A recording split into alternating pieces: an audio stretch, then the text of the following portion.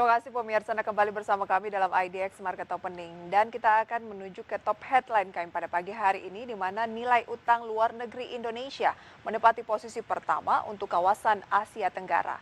Utang Indonesia per tahun 2019 lalu mencapai 402,08 miliar dolar Amerika atau sekitar 5.940 triliun rupiah.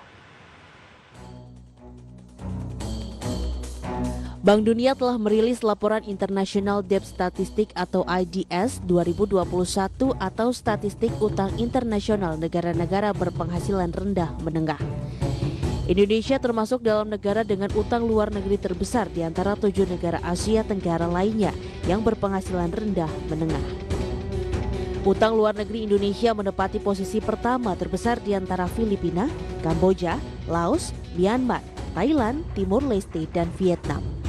Adapun nilai utang Indonesia mencapai 402,08 miliar dolar Amerika atau setara 5.940 triliun rupiah. Angka tersebut naik 5,9% dari posisi utang luar negeri di tahun 2018 sebesar 379,58 miliar dolar Amerika atau sekitar 5.608 triliun rupiah. Sedangkan secara keseluruhan utang luar negeri ke-8 negara Asia Tenggara tersebut mencapai 827,79 miliar dolar Amerika atau setara 12.230 triliun rupiah, meningkat 6,4% secara tahunan. Selain itu, Indonesia menempati posisi ke-7 dari daftar 10 negara berpendapatan kecil menengah dengan utang luar negeri terbesar di dunia. Sementara itu, kalangan ekonom pun memperingatkan bahaya dari jumlah utang yang dimiliki Indonesia, di mana akan menjadi persoalan serius di masa depan. Sebab, di sisi lain penerimaan perpajakan terus merosot.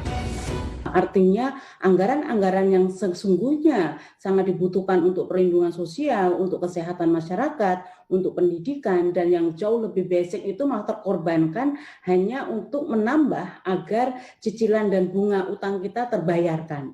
Nah, sehingga ini yang menurut saya akan menjadi buah simalakama untuk perekonomian kita ke depan.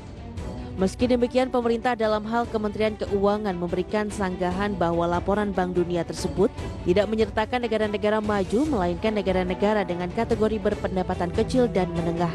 Sehingga terlihat bahwa posisi Indonesia masuk dalam golongan 10 negara dengan utang luar negeri terbesar. Dari Jakarta, Tim Liputan, IDX Channel. Kembali berbincang pemirsa bersama dengan Pak Navan Haji Gusta. Beliau adalah analis teknikal dari Bina Arta Parama Sekuritas. Pak Navan, ini ada sentimen yang bisa dikatakan negatif ya, karena hutang Indonesia tertinggi di ASEAN mencapai 5.940 triliun rupiah. Menurut Anda sejauh mana ini akan mempengaruhi investor di pasar modal? Oke, di sini kalau saya cermati bahwasannya para pelaku pasar melihat ya bahwasannya untuk komposisi penggunaan utang di Indonesia misalkan, meskipun kalau kita memiliki jumlah utang luar negeri ya, baik dari sisi nominal begitu ya, itu pun juga yang menjadi tertinggi di Asia Tenggara. Kalau saya pikir ini penggunaan utang tersebut bisa dioptimalkan maupun juga bisa dimaksimalkan dalam angka untuk tujuan ekspansi bisnis, misalkan dengan katakanlah melaksanakan berbagai pembangunan nasional melalui katakanlah pembangunan infrastruktur dalam rangka meningkatkan konektivitas. Mungkin kemungkinan besar itu para pelaku investor masih sangat mengapresiasi hal tersebut. Tapi kita juga mesti melihat dari catatan yang misalkan berkaitan dengan kinerja debt to equity ratio. Kalau saya ingat, misalkan di tahun 2016 itu kan posisi angka di 35%, tapi di tahun 2017 dan tahun 2018 itu mengalami kenaikan rasio utang luar negeri Indonesia misalkan atau debt to equity ratio-nya, yakni di kisaran angka 36% dan 37%. Betul. Jadi memang ini mesti kita sikapi bersama ya, kalau dari sisi para pelaku investor, yakni bagaimana agar supaya bisa pemerintah menjaga agar rasio utang luar negeri tersebut tidak melebihi di angka 37% lebih atau mendekati 40% begitu ya, karena ini juga menurut saya bisa dikatakan akan menjadikan sentimen negatif ya bagi para pelaku investor tentunya.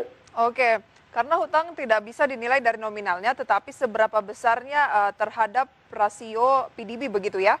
Dan Iya, sekarang seperti sudah itu, cukup Mbak. signifikan. Berdasarkan data yang saya lihat saat ini, Agustus 2020 sudah 34,53%. Artinya memang ini harus mulai jadi warning lah begitu ya?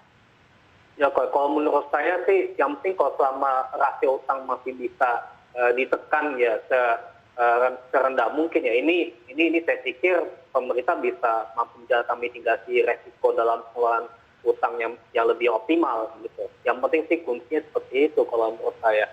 Karena kan memang rata-rata juga kinerja waktu itu dominasi utang luar negeri Indonesia kalau nggak salah saya ingat sih memang lebih cenderung ke jangka panjang gitu ya. Baik. Sekitar 5 triliun lebih begitu ya. Sementara kalau misalkan untuk jangka pendek ya itu sekitar 661 triliun. Kalau jangka panjang itu 5,5 ribu triliun lebih lah kalau saya ingat. Gitu. Jadi tidak perlu terlalu dikhawatirkan? Iya, kalau misalkan jika selama pemerintah mampu menjaga rasio utang lebih rendah ya dibandingkan dengan saya katakan di tahun 2018 bisa 37% tersebut misalkan. Baik, berarti pemerintah harus bisa menjaga rasionya agar menekanlah begitu ya, lebih rendah dari posisi saat ini ya, di angka 34%-an terhadap PDB ya. Seperti itu. Oke, Pak Nafan.